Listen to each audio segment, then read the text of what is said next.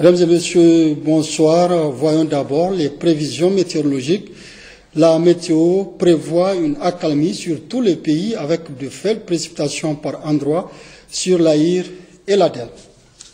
Et puis on l'attendait depuis belle lurette, il est enfin là. Il s'agit, vous allez le voir, du nouvel avion présidentiel baptisé Mongreboun. Le nouvel appareil est taqué sur fonds propres de l'État nigérien à hauteur de 20 milliards de francs CFA. Il vient donc remplacer le Mont Bagazan qui continuera tout de même à être opérationnel. La cérémonie de réception du nouvel avion présidentiel a eu lieu cet après-midi à l'aéroport Djori Hamani de Niamey, compte rendu Rahilat Chebou et El Haj Salif Garba.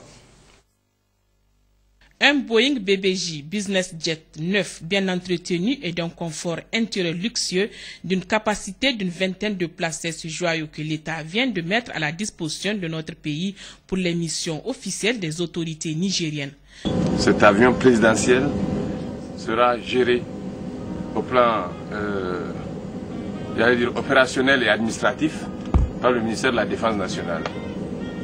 Vous vous imaginez, c'est pour des questions pratiques et des raisons sécuritaires.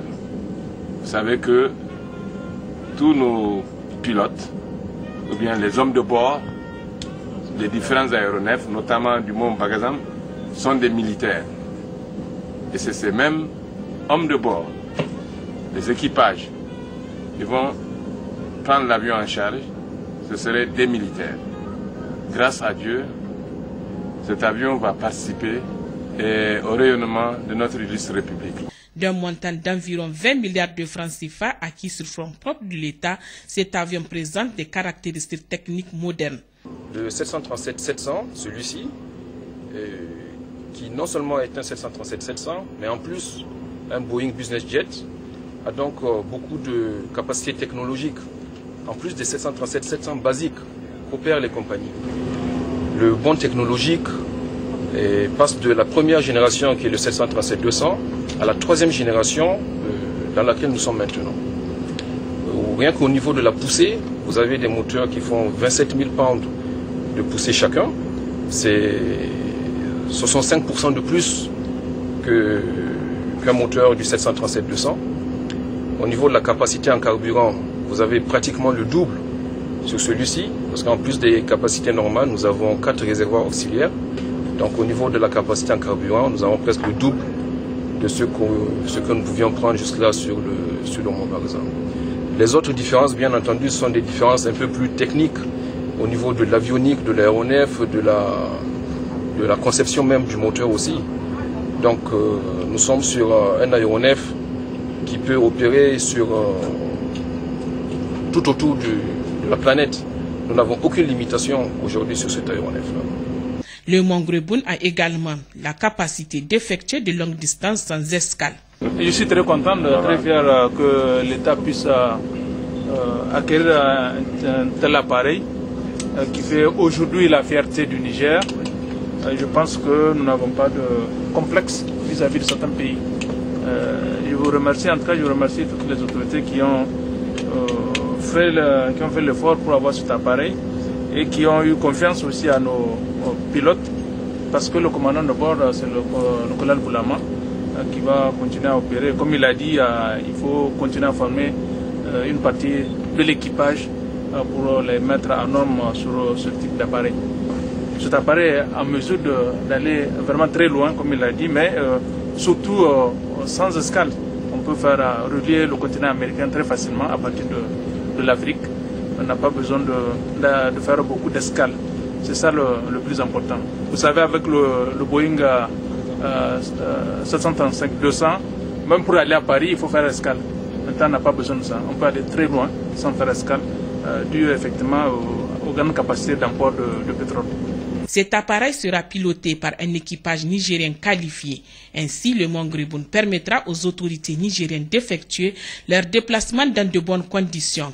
Quant au Mont Bagazam, qui a longtemps fait la fierté des Nigériens, il continuera à être opérationnel. Comment juguler le fléau de la fièvre à virus Ebola? Tel était l'objectif de l'Assemblée extraordinaire des ministres de la Santé des pays membres de la CEDEAO. Le dossier est signé Fatih Lankondé et El Haj Yahya Rabou. Les premiers pays ayant enregistré les cas de ce virus tueur se sentent abandonnés par leurs voisins et de certaines compagnies aériennes. C'est le cas de la Guinée-Conakry. On s'attendait donc à la fièvre Lassa, éventuellement en Guinée, mais on ne s'attendait pas à la fièvre Ebola. Et malheureusement, au mois de mars 2014, il y avait eu déjà quelques cas similaires du point de vue symptomatique. Mais ce qui a relancé réellement notre réaction, c'était quand un directeur d'hôpital avait présenté les symptômes. Et là, on s'était inquiété et finalement, on a envoyé l'échantillon en France. L'OMS a déclaré l'urgence sanitaire mondiale. Et il a demandé à chaque pays concerné de déclarer l'urgence sanitaire nationale. À partir du moment où il s'agit d'urgence sanitaire mondiale, il faut qu'il y ait une mobilisation mondiale pour soutenir les zones touchées, apporter les médicaments, apporter le matériel, apporter les ressources humaines compétentes et apporter leur savoir-faire pour la prise en charge de ces maladies au niveau de nos différents pays. La libre circulation des personnes et des biens dans l'espace CEDEAO vient de prendre un coup dur avec la fermeture de certaines frontières. Pour le ministre de la Santé du Niger, la fermeture des frontières n'est pas une solution au problème. Chacun de nos pays reçoit des ressortissants de notre pays, sur l'ensemble des 15 pays de la CEDEAO. Pour le cas du Niger, nous recevons des migrants qui sont candidats à la migration clandestine en Europe, qui transitent au Niger, qui séjournent au Niger et qui peuvent développer la maladie au cours du voyage. Je pense que là aussi la CEDEAO, c'est une affaire de la CEDEAO, de l'ensemble des pays de l'Afrique de la CEDEAO. Nous devons prendre des mesures pour permettre une synergie d'action pour voir si ces personnes-là qui voyagent de façon générale sur l'espace de la CEDEAO, je ne parle pas de fermeture des frontières, parce qu'à mon avis, on peut contrôler ou empêcher aux humains de traverser les frontières, même eux. On peut empêcher à quelques-uns de traverser, de passer les frontières, mais et les animaux qui sont les réservoirs de ces virus-là. Ce ne sont pas des pratiques recommandables. D'abord, ce sont des violations des textes de la CEDEAO. Nous sommes ensemble, nous avons décidé d'être ensemble de façon solidaire, de partager tout le bien et le mal, de vivre, de survivre ensemble. Et donc quand un malheur vient, nous devons le gérer ensemble, nous devons l'assumer. Quand cette épidémie s'est déclenchée en Guinée, les réactions ont été timides au niveau des autres États. On pensait que c'était seulement le problème de la Guinée. Et aujourd'hui, c'est devenu le problème de tout le monde. Si nous sommes rapidement engagés aux côtés de la Guinée, nous aurions peut-être pu, sinon étouffer le problème là où il est né, du moins amoindrir ses impacts et sa propagation. Donc je dis que ces États violent les textes, les protocoles sur la libre circulation. Ces textes n'ont pas prévu qu'en cas de maladie, vous fermez les frontières. Plusieurs recommandations et la fin des travaux. Les ministres de la Santé décident. Aider les pays touchés par la mobilisation et le déploiement des ressources humaines par l'envoi du personnel de santé pour soutenir les pays affectés. La fourniture de matériel et d'équipement.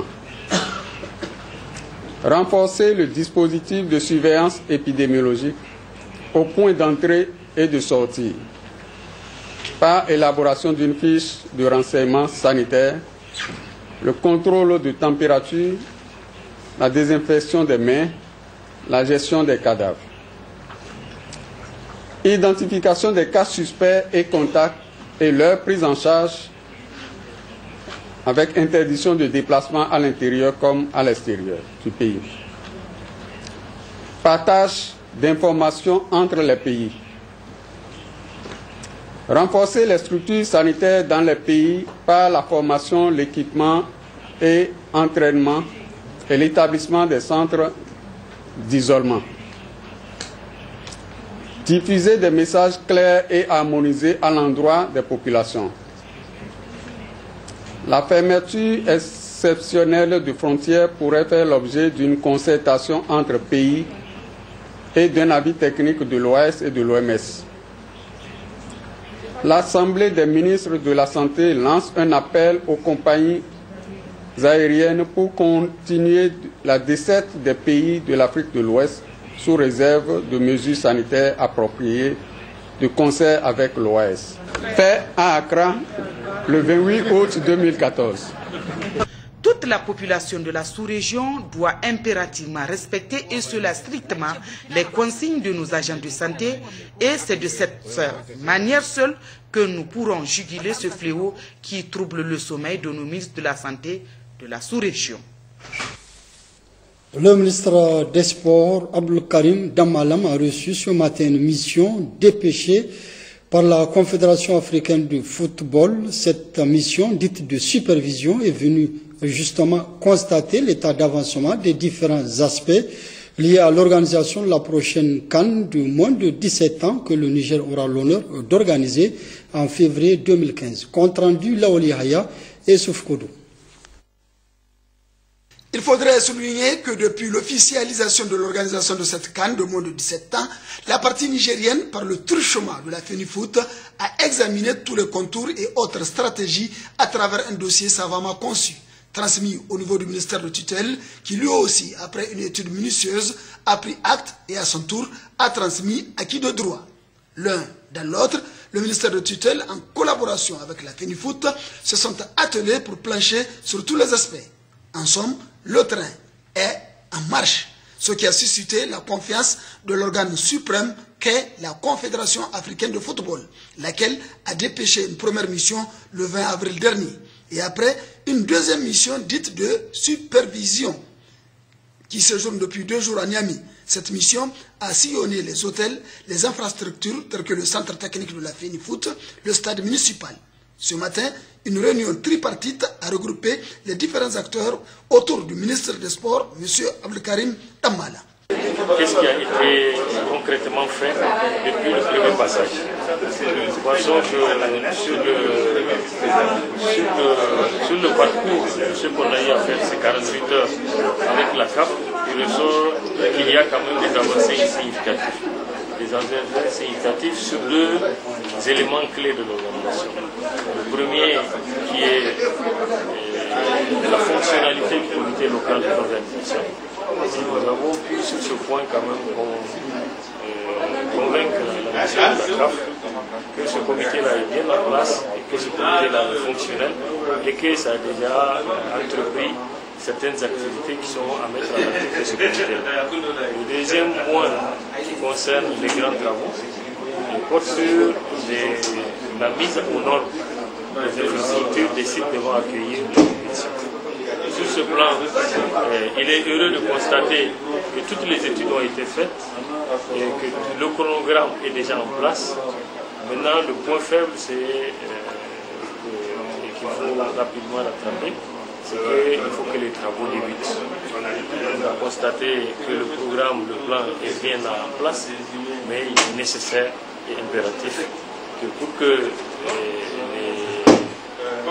les terrains soient livrés dans les délais, on puisse commencer rapidement les travaux. Au ministère des Sports, représentant l'État du Niger, l'on est confiant. L'optimisme est de mise. Il s'agit d'une lourde responsabilité qui incombe au Niger. C'est donc un honneur, mieux, un devoir, que cette confiance placée au Niger. Et au vu de l'expérience de notre pays concernant les organisations des grands événements, Jeux de la francophonie, SENSAD, etc., l'on peut en être confiant pour l'organisation de cette CAN en février 2015.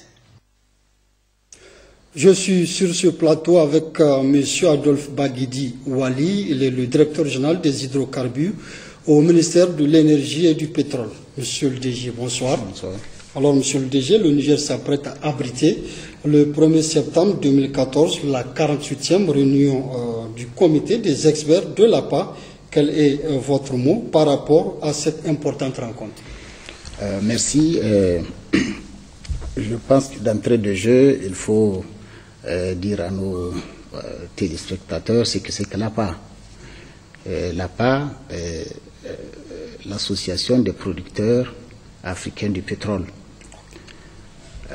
c'est une association intergouvernementale qui a été créée en 1987, n'est-ce pas, par les pays, par 8 pays africains producteurs de pétrole.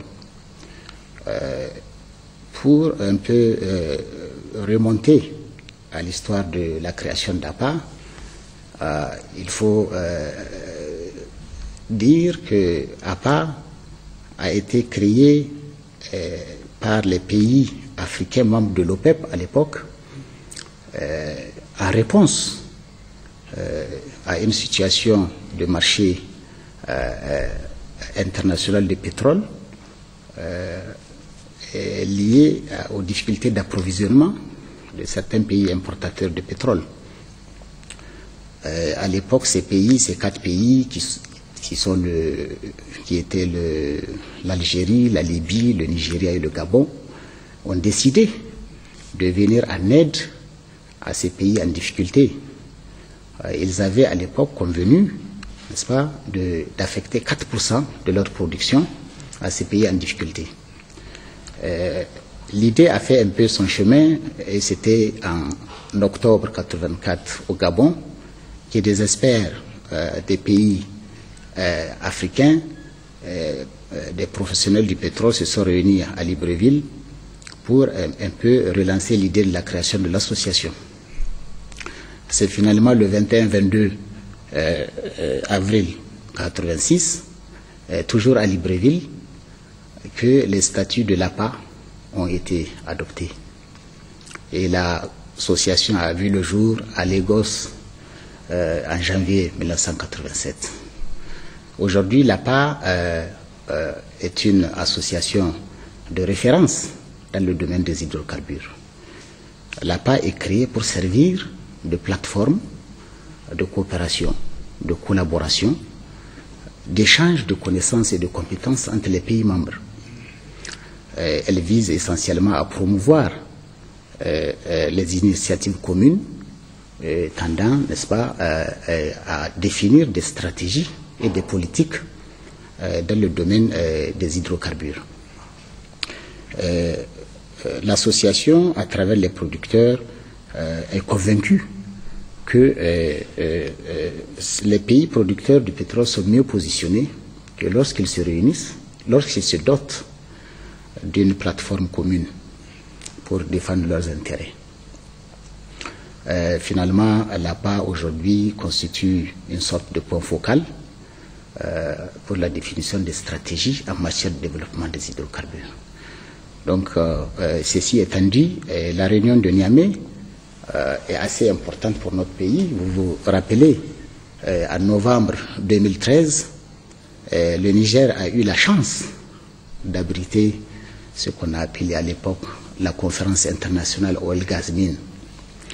Aujourd'hui, le Niger est à l'honneur des réunions d'APA, puisque concomitamment 2 réunions se tiennent à Niamey. L'une sur le comité ad hoc juriste vient de s'achever et une autre commence demain. Il faut rappeler que le comité des experts APA formule des recommandations à l'endroit du Conseil des ministres des pays membres de l'APA pour débattre de certaines questions essentielles pour la vie de l'association et pour le secteur en général. La réunion de Niamey, plusieurs points sont inscrits à l'ordre du jour de cette réunion. Je ne vais pas les citer tous, mais parmi les points les plus importants, il faut citer, n'est-ce pas, l'évaluation, n'est-ce pas, du rapport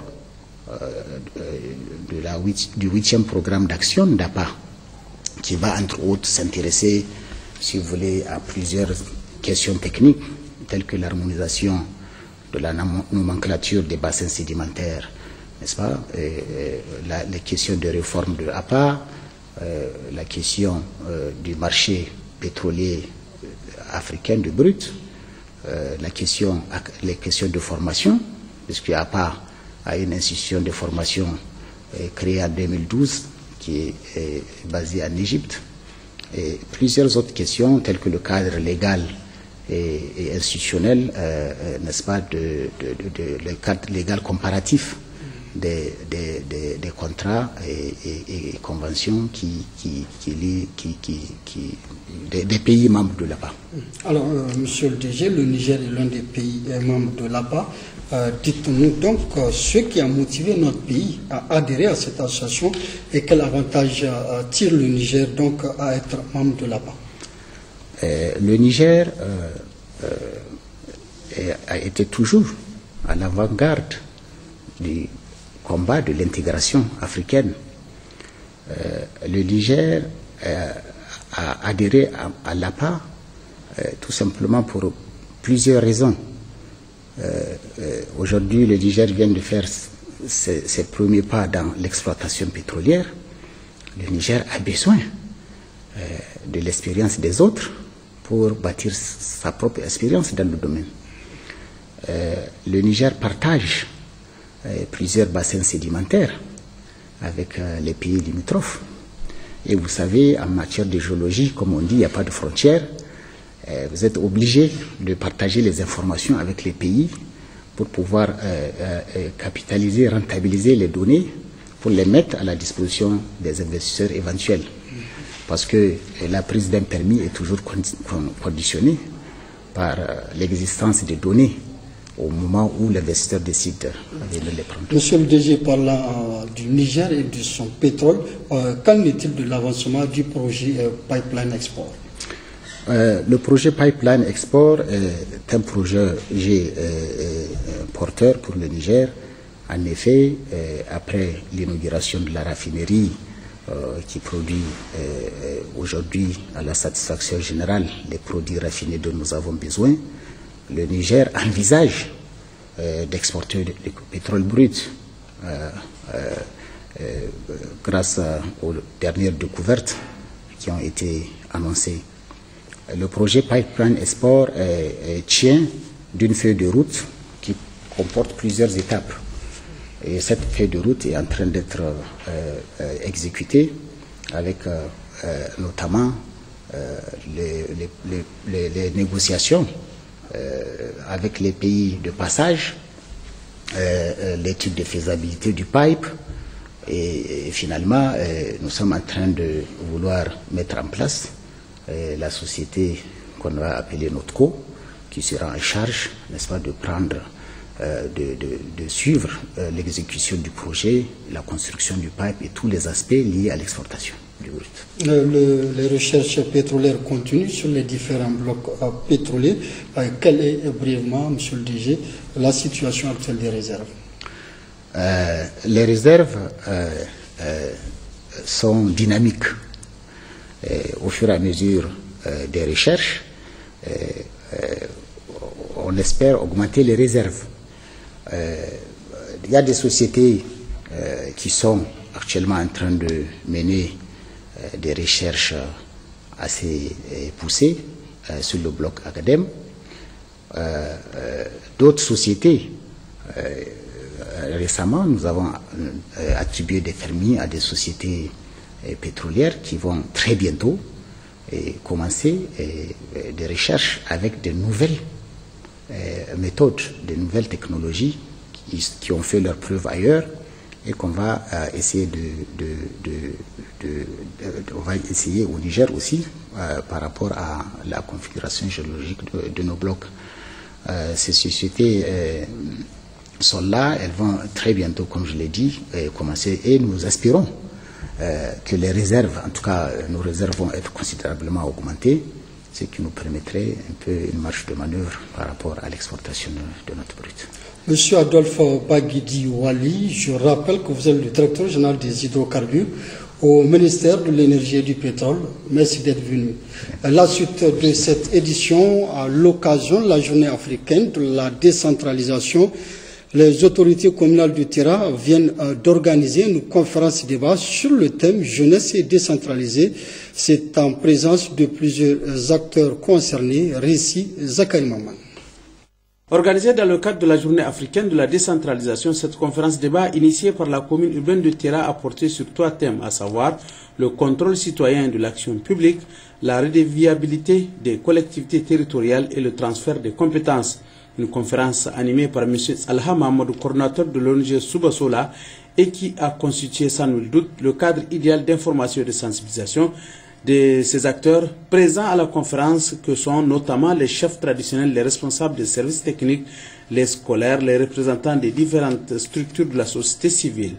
À l'ouverture de la conférence, le maire de la commune urbaine de Terra, Nyandou Hamidou, a tout d'abord fait la genèse de la Journée africaine de la décentralisation qui est célébrée le 10 août de chaque année.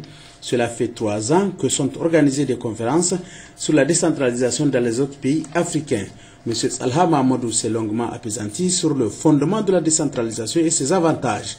La décentralisation, a-t-il relevé, permet de rapprocher la population de l'administration et ainsi permettre aux collectivités de se prendre en charge par des investissements à travers leurs ressources internes mobilisées, d'où la bonne gouvernance. Exemple à l'appui, le conférencier a largement expliqué que l'accompagnement et l'implication des acteurs est on ne peut plus nécessaire pour réaliser l'objectif du développement local de la commune. Cette implication doit donc se traduire par la mobilisation des ressources internes, gage des différentes réalisations, comme investissement au profit de la population. Après quoi, des débats se sont engagés autour des thèmes développés.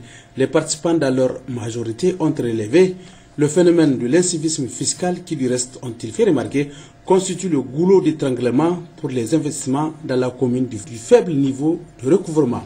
D'importantes contributions ont été faites en guise de recherche des voies et moyens pour combattre l'incivisme fiscal qui passe d'abord par le changement de comportement de certains acteurs.